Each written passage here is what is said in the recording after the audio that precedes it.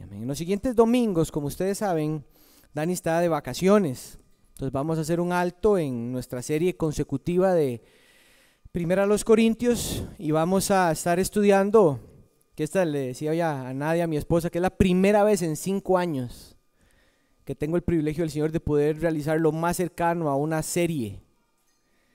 Nunca ha sido mi encargo el llevar adelante la predicación, y este es un privilegio que el Señor me da y es muy animante para mí poder tener 5 domingos para estar 5, si el Señor permite, estudiar con ustedes algo consecutivo. Y el Señor puso en mi corazón las parábolas, que es un género literario. Hay muchas parábolas, 40 o un poco más de 40, o no todo lo que uno lee, que a veces descarta como una que no es parábola. Algunos lo consideran parábola, como el rico y Lázaro. Algunos consideran que eso no es una parábola, otras creen que es una parábola. Entonces es hermoso estudiar las parábolas, y eso es lo que vamos a hacer en esta miniserie durante 5 domingos. Y hay al menos 3 razones por las cuales creo que vale la pena estudiar las parábolas. La primera de ellas es que como iglesia podemos volver a los evangelios y oír a Jesús enseñar de temas que son importantes en la vida cristiana. Creo que es una de las cosas, es que podemos volver a los evangelios y abrir el evangelio y escuchar a Jesús hablar de temas de la vida cristiana que a veces creemos o que no enseñó, o que se nos olvida que enseñó. La segunda razón es que el género parábolas es un género que vale la pena enseñar y aprender como iglesia. Es un género que vale la pena enseñar y aprender. Y el tercero es que nos van a permitir enseñar o estudiar temas espirituales que no estudiaríamos normalmente, como el infierno o el regreso del Señor. Con eso entonces yo quiero definir lo que es una parábola. Va a aparecer ahí adelante de ustedes una definición de lo que es una parábola. Hay muchas definiciones, pero considero que esta de John MacArthur es la más sencilla de entender. Una parábola es una ingeniosa imagen en palabras sencillas con una profunda lección espiritual. Es una ingeniosa imagen en palabras sencillas con una profunda lección espiritual. Ahora, las parábolas, ante esa definición o lo que el género implica, hay que hacer varias aclaraciones. La parábola no tiene muchos significados. La parábola tiene un solo significado. ¿Ok? Eso es importante. Y yo estoy con MacArthur y con la mayoría en que la mayoría, para no decir que solo, porque creo que solo, tienen lecciones espirituales. Tienen algo que decir en relación a Dios, la vida cristiana, la fe, cosas así. Entonces no tiene múltiples significados, tiene un solo significado, pero las parábolas también, algunas son más grandes, o sea, son más extensas y tienen más detalle, como la del hijo pródigo o la del buen samaritano. Otras no tienen tanto detalle y son más cortas, como la que vamos a estudiar hoy, o como la de la semilla de mostaza. En las parábolas los detalles no necesariamente son importantes, porque una parábola no es una alegoría. La alegoría es cuando usted agarra, la más aplicada es la del buen samaritano, donde la gente comienza a hacer la alegoría de todos los elementos que están en la parábola y tratan de darle significado a todos los elementos. Pero la parábola no tiene esa idea. Es una ingeniosa imagen en palabras sencillas con una sola verdad espiritual o una lección espiritual.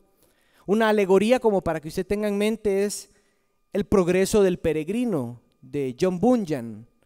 En ese, todos los personajes y prácticamente cada uno o de la trama, cada parte de la trama transmite un significado enigmático, pero vital. Las parábolas no pueden ser tratadas así. Las parábolas no pueden ser tratadas como para conseguir significados secretos. Las lecciones son sencillas, centradas, sin mucho adorno. Entonces, una parábola es una ingeniosa imagen en palabras sencillas con una profunda lección espiritual. El reto de las parábolas para nosotros es que vamos a tener que explicarlas, porque para nosotros los elementos utilizados en las parábolas no son relacionales, no son como que están en nuestra mente generalmente, porque no estamos en esa cultura. Entonces vamos a tener que explicarla. Al explicarla no significa que vamos a hacer una alegoría, sino que vamos a explicarla como lo que yo voy a hacer ahora con la parábola que vamos a estudiar. Con esa introducción, que no la voy a repetir en el resto de las 5 parábolas que estudiemos, tal vez la definición podamos recordarla. Yo quiero comenzar a hacernos varias preguntas. ¿Cuándo fue la última vez que te encontraste algo de gran valor para tu vida? ¿Cuándo fue la última vez que encontraste algo de gran valor para tu vida? Otra forma de decirlo es, ¿qué cosas tienes en tu vida de valor que si tu casa estuviera a punto de arder en fuego y solo tienes 5 minutos, porque una casa para prender en fuego dura 5 minutos, eso lo busqué, solo en cuestión de 5 minutos se prende una casa. Entonces no me imaginé, primero iba a inventar el número, pero no puedo mentir. Y busqué, 5 minutos dura una casa para incendiarse, consumirse. Tienes solo 5 minutos para sacar de tu casa lo que ahí tienes de valor. ¿Qué es lo que sacarías? Yo quiero que ustedes piensen y pensemos en el caminar con Dios, el conocer a Dios, el disfrutar de Él, el deleitarse en Él en términos de valor y costo. Valor y costo. Nuestra parábola, ahora sí le voy a pedir que abra su Biblia, en el Evangelio de Mateo, capítulo 13. Nuestra parábola se encuentra en el Evangelio de Mateo, capítulo 13. En este contexto, se nos dice que Jesús, específicamente en el verso 1, se nos dice que Jesús salió de la casa donde estaba. Jesús estaba en una casa ahí y salió de esa casa y se sentó a la orilla y comenzó a enseñar a toda la multitud. En esta multitud Él enseñó 4 parábolas. En el verso 36 del capítulo 13, se nos dice que Jesús volvió a entrar a la casa, verso 36. Jesús dejó a la multitud y entró a la casa. Cuando entró a la casa, se acercaron sus discípulos. Y sus discípulos le pidieron que le explicara la parábola de la semilla del campo. Y en ese contexto de haber enseñado públicamente y haber enseñado en privado, es en privado donde el Señor Jesús enseña la parábola que yo quiero que consideremos esta mañana. Ese es el contexto. Jesús habló de multitudes y en las multitudes Jesús determinó que a las multitudes se le hablara en parábolas para que lo que oigan no lo entiendan y para lo que ven no lo vean. Pero a los discípulos les es dado a conocer el reino de los cielos. Entonces hay algo que Jesús utiliza las parábolas para dar un significado que no es sencillo agarrar a la primera. Solo aquellos a quien el Señor ha conocido será a quienes la parábola tenga sentido y preguntarán por ella y entenderán. Entonces si hay alguien aquí sin el Señor, yo espero que pueda poner atención. Nuestra parábola está en el capítulo 13, versículo 44. Esta parábola tiene una hermana. La parábola que vamos a leer es la parábola del tesoro escondido. Yo diría que es la segunda mejor parábola que Jesús ha dicho. Todas son hermosas, pero pudo haber empezado con la parábola del sembrador, que fue la primer parábola que Jesús utilizó, pero no lo vamos a hacer. Tiene una hermana gemela, que la hermana gemela de esta parábola es la de la perla de gran valor. Es exactamente lo mismo, solo que tiene 2 detalles diferentes. Y eso lo vamos a ver más adelante en la enseñanza. Pero vamos a leerlas vamos a leer el verso 44 solamente. Dice así la palabra del Señor. El reino de los cielos es semejante a un tesoro escondido en el campo, que al encontrarlo un hombre lo vuelve a esconder y de gozo, esa es la palabra más exacta, no alegría, gozo, y de gozo por ello va, vende todo lo que tiene y compra aquel campo. Vean nada más el versículo 45 y 46 de la siguiente parábola ahí en sus Biblias. El reino de los cielos también es semejante a un mercader que busca perlas finas, y al encontrar una perla de gran valor, vendió todo lo que tenía y la compró. Déjenme explicar la parábola 44 por lo menos del sembrador. En los tiempos de Jesús, la gente no ponía su dinero o sus posesiones en los bancos. Primero, porque no habían bancos. Segundo, porque era normal que la gente enterrara sus posesiones en medio de tanta o constante inseguridad nacional. Nada más era cuestión de tiempo de que alguien llegara y tomara todas las posesiones y te dejara sin nada. Entonces la gente acostumbraba a enterrar sus posesiones, sus tesoros, lo que era valioso, lo enterraban y cuando llegara el tiempo lo sacaban. Esos tesoros ahí se quedaban. A veces ni la gente se acordaba y morían generaciones de generaciones y el tesoro seguía ahí y nada. Entonces, para los que estaban escuchando, entendieron la realidad de que alguien esconda un tesoro. Para nosotros no tiene mucho sentido. ¿Quién va a esconder algo? Bueno, pero en los tiempos de Jesús todo el mundo entendió. Pero además, en nuestra parábola se nos dice que un hombre se encontró ese tesoro, el tesoro, en el campo. Lo cual nos quiere hacer entender que el campo no era suyo, ni tampoco el tesoro. El hombre se lo encontró. Está en un campo, no es el campo de él, no es el tesoro de él. Pero al mismo tiempo podemos entender que el dueño del campo tampoco era el dueño del tesoro.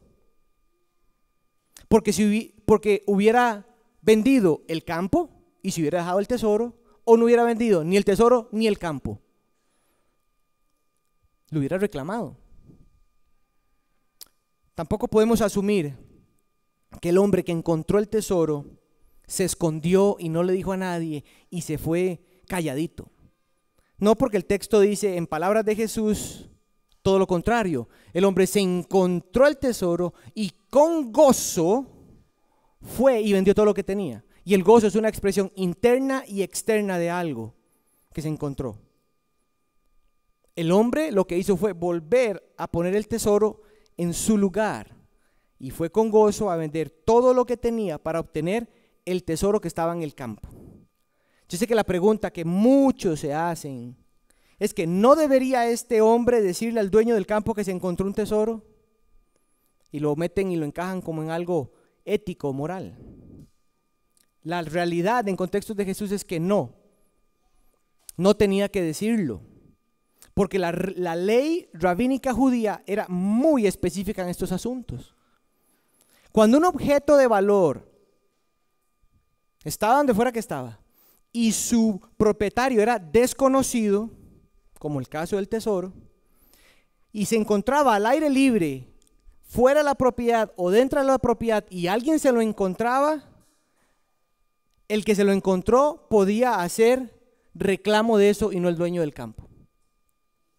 Inclusive hay explicaciones de que hasta en la pura puerta de la casa, si se encontraba un tesoro ahí, aunque es mi puerta, alguien se lo encontraba, no era mío porque yo no sabía que estaba ahí.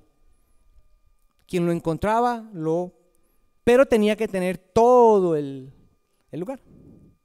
Entonces este hombre no tenía nada que reclamar. Esto es importante porque Jesús no está quebrando la ley. Jesús no está yendo en contra de algo. Era familiar para la gente que este hombre lo escondió. Inclusive nadie en el texto dudó de ese aspecto. Ellos entendieron que el hombre tenía que hacerlo y lo que hizo era lo que era correcto.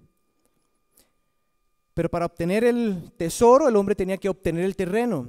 Así que, en palabras sencillas, lo que tenemos es un hombre que se encontró un tesoro, lo puso de vuelta, fue y vendió todo lo que tenía en la faz de la tierra y compró el campo solo para tener el tesoro que estaba en la propiedad. Aquí está la verdad espiritual de esta parábola. El reino de los cielos tiene un valor incomparable que vale la pena dejarlo todo. Esa es la de las dos. El reino de los cielos tiene un valor incomparable que vale la pena dejarlo todo. Vamos a ver 4 ideas acerca del reino en esta parábola para comprenderlo. Vamos a ver qué es el reino de los cielos. Vamos a ver el valor del reino de los cielos. Vamos a ver que al reino de los cielos se llega de maneras distintas. Y por último vamos a ver el resultado que tiene el reino de los cielos. Entonces, verso 44, el reino de los cielos es. La pregunta, ¿qué es el reino de los cielos? Bueno, la expresión del reino de los cielos tiene otros 2 nombres sinónimos. En Efesios 5:5 se le dice el reino de Cristo y el reino de Dios. Otro término, hermano, sinónimo es el reino de Dios. Se utiliza en Marcos capítulo 4, en Romanos capítulo 14, 1 Corintios 4. Pero son sinónimos, no son 2 reinos diferentes. No hay un reino de Dios y un reino de Cristo, es el mismo. Mateo utiliza la expresión reino de los cielos y es el único en el Nuevo Testamento que lo hace. Los demás evangelios le llaman el reino de Dios. Y la razón por la cual Mateo describe de esta manera el reino de los cielos, considero yo, es por el beneficio de los lectores principales que son judíos.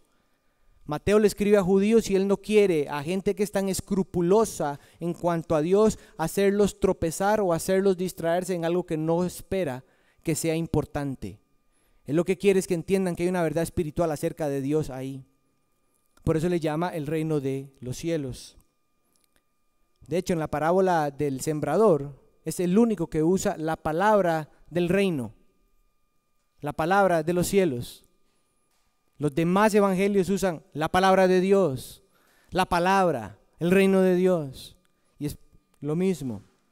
Entonces, el reino de Dios, el reino de los cielos, el reino de Cristo es el mismo. ¿Pero qué es?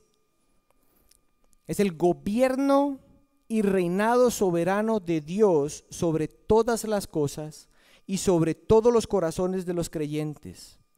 El reino de los cielos es el reino sobre el cual Cristo mismo es el indiscutible Rey de reyes y Señor de señores. Es el dominio en el que el señorío de Cristo incluso es ahora operativo. Se expande, pequeño, en silencio y en los corazones, pero está activo.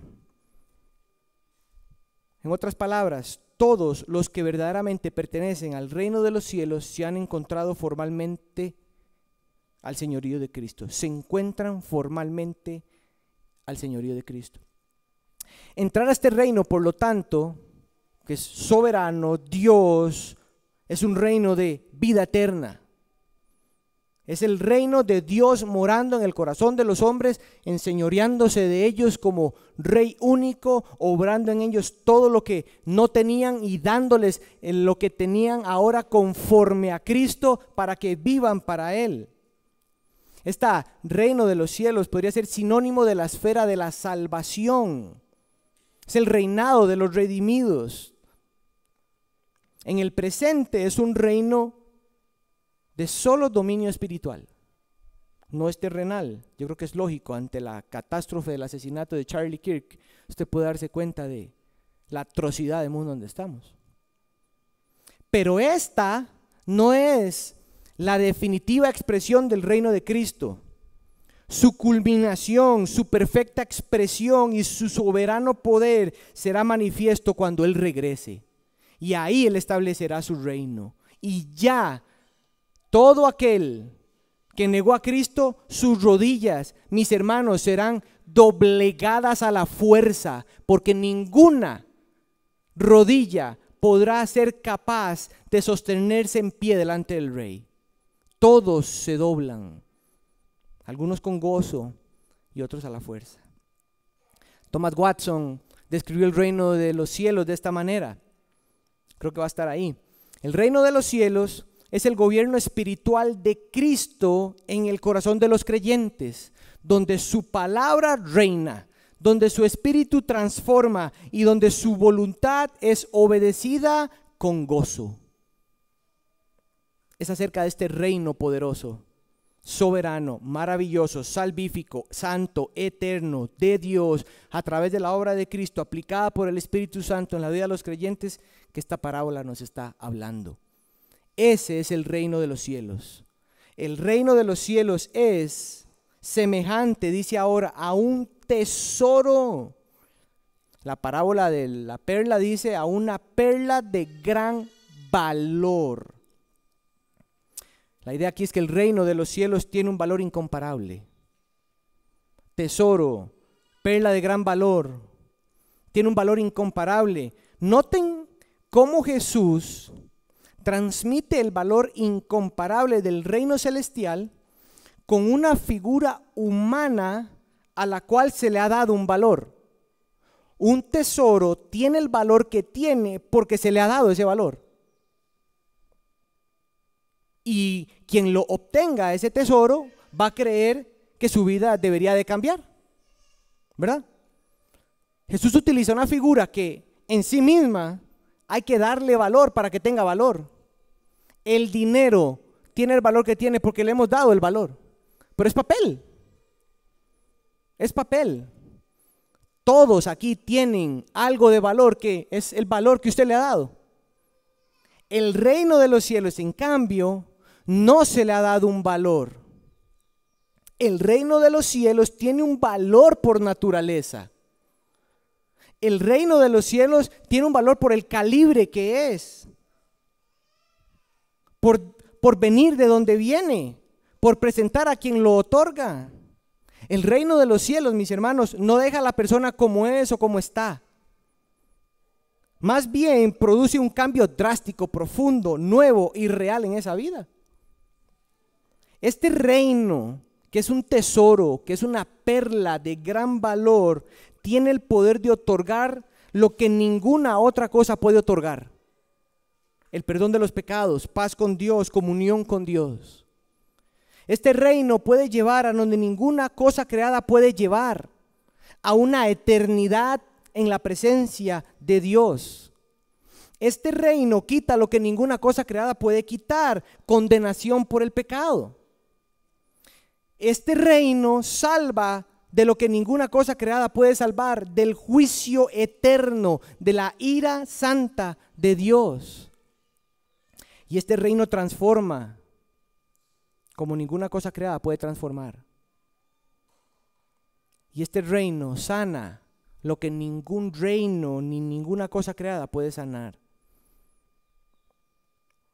Y es porque el reino descansa en la obra de Cristo, que es una obra de redención, de justificación, de santificación y de glorificación. Así que el reino de los cielos tiene un valor incomparable, indescriptible. Nunca se agota, nunca se recicla, nunca se marchita, nunca se gasta, nunca queda corto, nunca le hace falta algo. Tiene un valor que incrementa en el alma, que domina la mente y que cautiva el corazón en relación a Dios y a las cosas de Dios. Mis hermanos, piensen, tener al Dios vivo y verdadero reinando y morando en nuestros corazones a través del Espíritu Santo, dándonos su gracia cada día para conocerle, vivir para Él, deleitarnos en Él, disfrutar de Él como nuestro único y mayor gozo, tiene un valor indescriptible. El tener el reino de los cielos en nuestras mentes y pensar acerca de la vida de manera celestial y ya no más de manera mundana, pecaminosa, efímera, temerosa, egoísta, materialista, sino verla con propósito, con sentido, con valor, bajo su señorío, que da valor incomparable, que da sentido a la vida. El valor del reino de los cielos es incomparable. Tener el reino de Cristo en nuestros deseos y sentimientos y acciones que nos capacitan para amar a nuestros cónyuges según la verdad de Dios, amar y criar a los hijos con la palabra del Señor, trabajar para la gloria de Dios y honrar su nombre, luchar contra el pecado, confesándolo, arrepintiéndonos, aborreciéndolo, mortificándolo, en dependencia del Espíritu a través de su palabra escrita, el crecer en pureza, santidad, deleite, contentamiento, gozo, servicio sacrificial, amor sacrificial, fidelidad, manejar el tiempo para la gloria de Dios y la edificación de nuestras almas, rechazar los deseos del mundo, las tentaciones de los ojos y todo lo que no permita deleitarnos en ese rey, tiene un valor incomparable. Ese reino en nuestras vidas es incomparable, tiene un valor asombroso. Por eso es como un tesoro.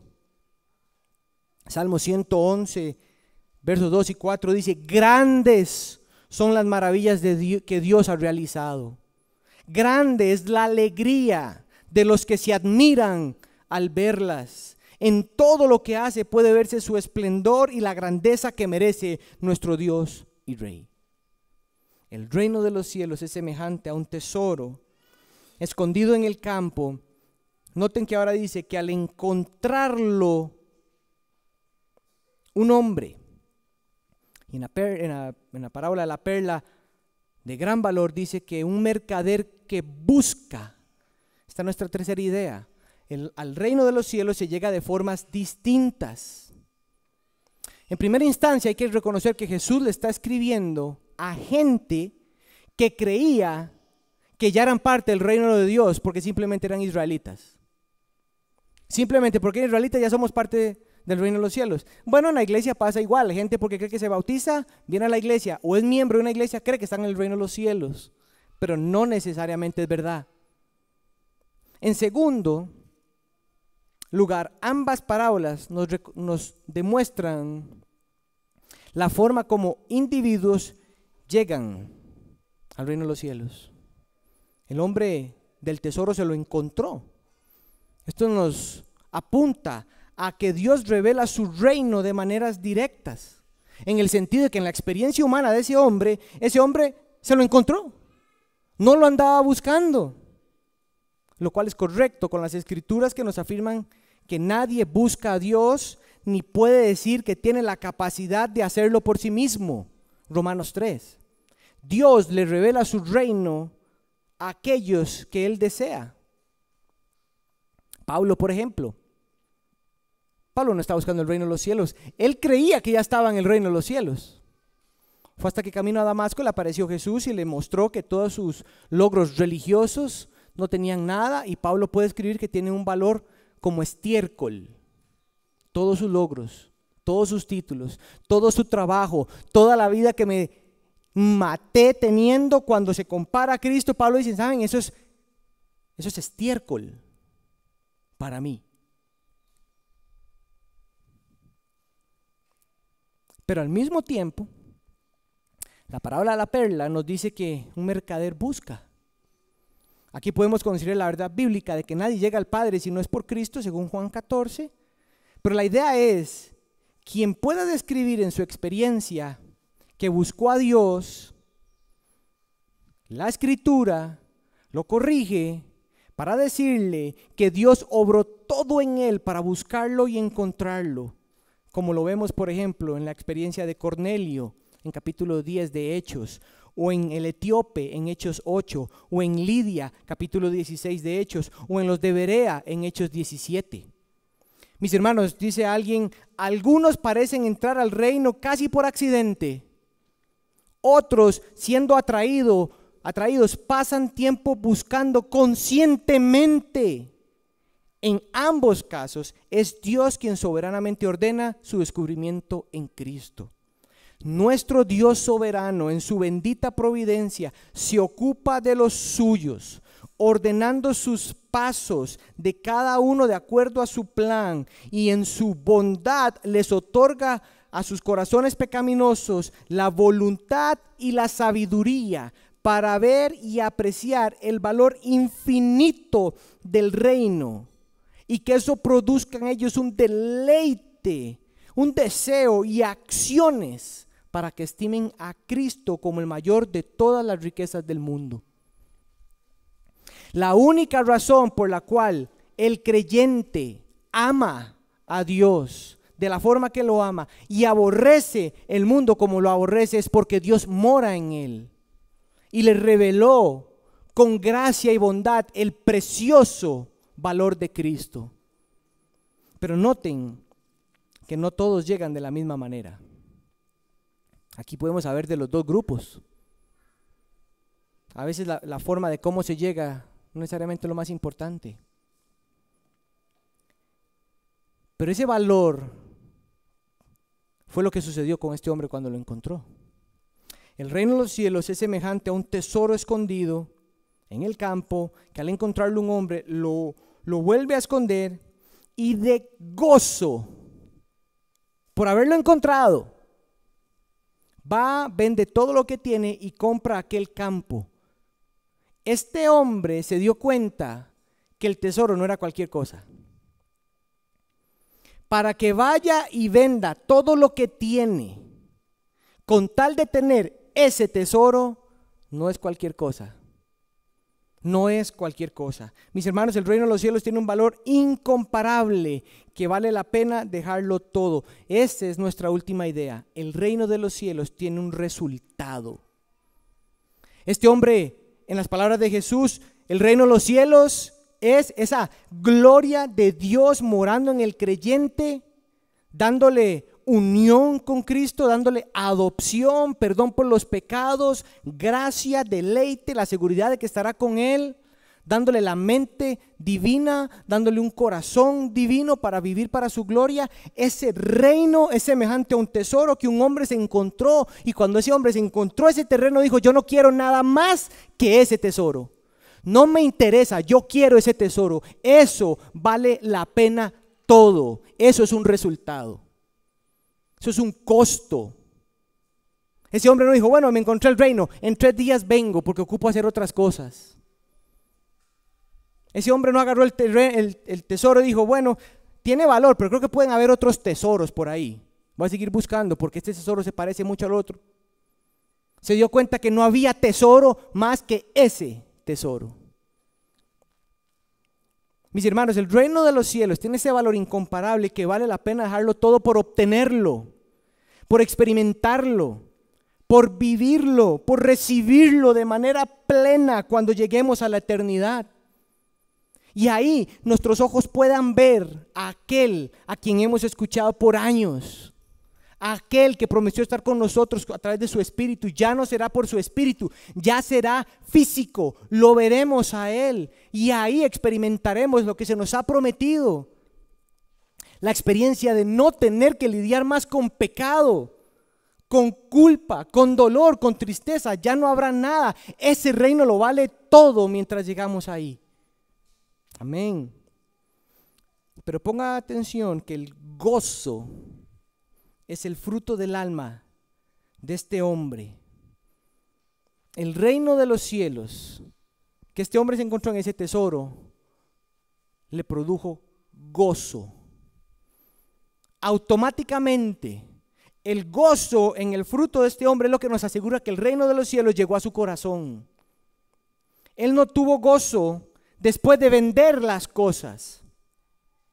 Él obtuvo el reino. Y después de ahí, automáticamente el reino es su gozo pleno, que lo demás no importa. Cuando este hombre encontró el reino de los cielos, dice Jesús que fue con gozo y vendió todo.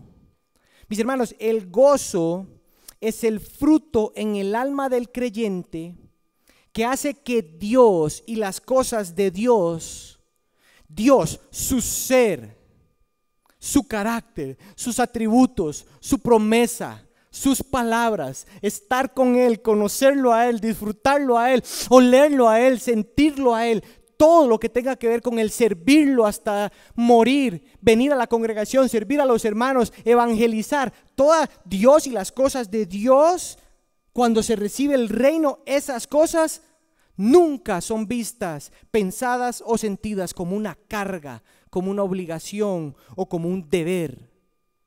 Son vistas, sentidas y pensadas como un regalo, como un deleite, con obediencia, como un deseo, como un placer, como que algo que da sentido a la vida y la razón por la cual se vive. El reino de los cielos en el corazón de este hombre le produjo un gozo por deseo por Dios y las cosas de Dios, de manera que lo que tenía, que todos entienden que este hombre no tenía mucho. Todo lo que tenía para él era mucho. Y lo dejó todo. Pero el punto es que lo que él le había dado valor, cuando se encontró el tesoro, el reino de los cielos, eso ya no tenía el valor que le había dado. No es que no es importante, es que ya no tenía el valor, ya no capturaba su corazón, ya no capturaba su vida, ya no capturaba su atención, ya no tenía lo que tenía antes. Y noten que no se habla en términos pecaminosos solamente. Este hombre pudo haber tenido hijos y simplemente los hijos ya no tenían el lugar que antes tenían, no porque no sean valiosos, sino que ya no eran lo que le daban significado a su vida. Era el reino de los cielos. O si este hombre era soltero, ya no era casarse, tener hijos, tener un trabajo. Este hombre se encontró el reino de los cielos, que todas esas cosas que son buenas ya no capturaban su mente y su corazón. Ahora era el reino de los cielos. Por eso dejó todo.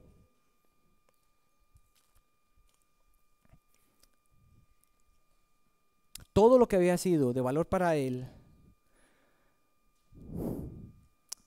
ya era pasajero comparado con el reino de los cielos. Ahora, el reino de los cielos en el hombre que busca perlas es similar. No se nos dice que sea con gozo, pero no se puede asumir que no hay gozo. Pero el punto que Jesús quiere hacer con el hombre de la perla es que el hombre que encontró perlas tenía lo que uno podría decir un hombre con muchísimo dinero. Tener perlas en los tiempos de Jesús era, este hombre tenía una colección de perlas. Ahí estaba su negocio, ahí estaba su vida. Años de años, de años, de años, de años, de años. Mis hermanos, breteando, perdón la palabra, para decir, ahora sí, como dijo la parábola de Jesús, cuando un hombre tenía muchas riquezas, hizo graneros. Ahora sí, alma, descansa. Oh, ingenuo, dice el Señor, porque vienen a pedirte tu alma.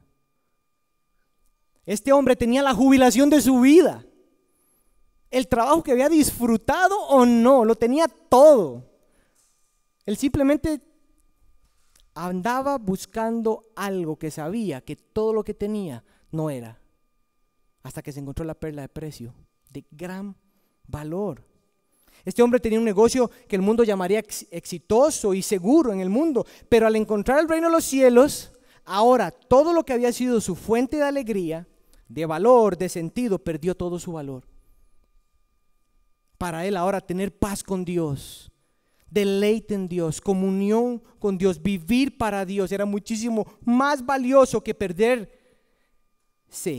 perderse en cosas del mundo que son pasajeras. El punto, mis hermanos, es que el reino de los cielos produce el mismo gozo de dejar todo o perderlo todo, aun cuando crees que no tienes nada o cuando crees que lo tienes todo. Todos los creyentes que se encuentran el tesoro tienen un costo que pagar por el reino de los cielos. Ninguno, todos van a sentir el costo, el resultado. Algo vas a perder. Tienes que perderlo. El que no se niega a sí mismo no es digno de ser mi discípulo, dice Jesús. Y no son palabras mías. Iglesia, el llamado a nuestras conciencias y al corazón es el mismo. El reino de los cielos tiene un valor indescriptible, incomparable, que nos otorga el gozo necesario, suficiente para entender que vale la pena dejarlo todo por Él. Pablo, yo estoy convencido que Pablo, en sus propias palabras, en el Filipenses 3:8, que va a aparecer ahí, él está describiendo esta parábola en sus propias palabras. Pablo dice: yo mismo estimo como pérdida todas las cosas, todas, en vista del incomparable valor de conocer a Cristo mi Señor. Todo para mí es pérdida, no se compara con tal de conocerlo a Él. Para Pablo, todo lo creado, todos los deseos adquiridos y aprendidos antes de Cristo, todos los pensamientos aprendidos y abrazados antes de Cristo, todo lo que el mundo llamaba valioso, bueno, ejemplar, digno de vivir por, ya no tiene el valor que tenía antes de conocer a Cristo, porque Cristo mismo, el ser Dios, y vivir para Él, conocerlo, era lo único que tenía valor en su vida. Y eso es lo que Él desea que sea así en la vida de los creyentes. Iglesia, el reino de los cielos, que se puede relacionar con la salvación, podríamos decir que es un intercambio de todo lo que somos por todo lo que Cristo es, por todo lo que Cristo dice, por todo lo que su gobierno y señorío en todas las áreas y momentos de nuestra vida, Él dice que se tiene que hacer. Ese es el reino de los cielos. Tú dices, nosotros hacemos. Punto. No hay negocie con el Rey de Reyes y Señor de Señores. Ese es el costo. Ese es el resultado. Eso es lo que hace que el tesoro sea de valor. Eso es lo que hace que la perla tenga gran valor.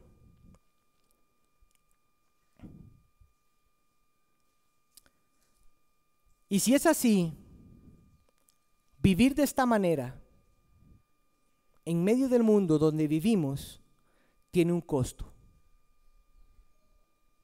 Pero el reino de los cielos produce el gozo suficiente para vivir por él. Es con gozo por el reino de los cielos, mis hermanos, que nosotros enviamos misioneros al campo. Y es por el gozo al reino de los cielos que ellos salen al campo. Es con gozo por el reino de los cielos, que ténganlo comparado con eso que estoy diciendo, enviar misioneros y que misioneros salgan a los campos a la luz de lo que el mundo dice que es valioso, vale la pena, digno, tiene un costo, pero es por ese mismo gozo del reino, aun cuando tenga ese costo, que los esposos sirven, aman fielmente y cuidan a sus esposas y a sus hijos. ¿Usted sabe el costo que eso tiene, esposo? Porque el mundo no va a pretender que tengas eso. O a las esposas, que es por el gozo del reino de los cielos que ellas se sujetan y sirven y siguen a sus esposos. Es por el gozo del reino de los cielos que los padres enseñan y disciplinan a sus hijos en la palabra del Señor. ¿Usted sabe el costo que eso tiene ahora? Usted sabe el costo que tiene. Pero también es por el gozo del reino de los cielos que cada creyente es generoso con el dinero que el Señor le provee, utilizándolo o dándolo para que el reino del Señor avance. ¿Usted sabe el costo que eso tiene en su corazón y en el corazón de otros? ¿Y en el mundo? Es por el gozo del reino de los cielos que cada creyente cultiva su santidad, devoción y deseo por Dios. Es con gozo por el reino de los cielos que cada creyente muere a sus pecados, muere a sus pasiones, muere aún en aquellas cosas que le pueden ser lícitas, pero que sabe que no le convienen ni le edifican. Y es por el reino de los cielos que en esas cosas que yo puedo decir que son lícitas y se me permiten, pero porque a un hermano le es de tropiezo, yo muero a eso. Eso lo hace el reino de los cielos y eso tiene un costo. Es por el gozo del reino de los cielos que los creyentes podemos ver la muerte con esperanza. El punto es, el reino de los cielos en nuestros corazones nos da el gozo de ver la vida y las cosas en ella conforme al valor que Dios dice que debe de tener y no lo que el mundo o nosotros decimos que tienen. El reino de los cielos es semejante a un tesoro escondido en el campo que al encontrarlo un hombre lo vuelve a esconder y de gozo por ello va y vende todo lo que tiene y compra aquel campo. ¿Qué tiene valor en tu vida hoy, mi hermano, mi hermana? ¿Cuál reino gobierna tu vida hoy? ¿Quién es el rey de tus pensamientos, tus deseos y tu voluntad? Mi ruego esta semana ha sido que sea Cristo y su reino produciendo el gozo en nuestros corazones para que Él sea el único que dirija, que guíe, que quite, que ponga, que decida y que gobierne en todas las áreas y momentos de la vida que nos da. Iglesia, ¿qué desperdicio sería perder nuestras vidas? Que no son nuestras, son de Dios, pero ¿qué desperdicio sería perder nuestras vidas, nuestro tiempo, energías, matrimonios, hijos, soltería, pensamientos, deseos y más cosas que son regalos del Rey Celestial en cosas que no son conforme a su reino ni a sus propósitos? Que tampoco son conforme a sus deseos. Qué triste sería perseguir las cosas que este mundo llama valiosas, pero que el Rey de los cielos en su reino no llama valiosas. Y lo que Él llama de valor incomparable, nosotros no lo vemos así. Iglesia, que sea el reino de Cristo en nuestros corazones, donde su palabra reine, donde su espíritu nos transforme y que su voluntad sea obedecida con gozo, lo que verdaderamente experimentemos en nuestras vidas. Recordemos, el reino de los cielos tiene un valor indescriptible que vale la pena dejarlo todo por Él. Vamos a orar. Padre, gracias. Señor, te pido y te pedimos como iglesia que nos concedas en nuestros corazones, en nuestras mentes, el regalo de apreciar aún más el reino de los cielos. Bendecimos tu nombre, Señor. Te pedimos perdón porque somos conscientes de que en muchas áreas nosotros somos nuestros propios reyes. Pero si no fuera por Cristo, nuestro Señor, quien perdona nuestros pecados. Señor, gracias, porque tu gracia es poderosa para que tu reino venga a nosotros. Queremos ser como este hombre que encontró un valor en este reino que valió la pena dejarlo todo por vivir por Él. Que las cosas que nosotros le hemos dado valor ya no tengan el valor cuando se comparan a tu reino. Que sean tus cosas, tu reino, lo que tiene valor en nuestras vidas, y así podamos darle valor a las cosas conforme correspondan. Te amamos, Señor, y pedimos que bendigas tu palabra en nuestros corazones. En el nombre de Jesús, amén y amén.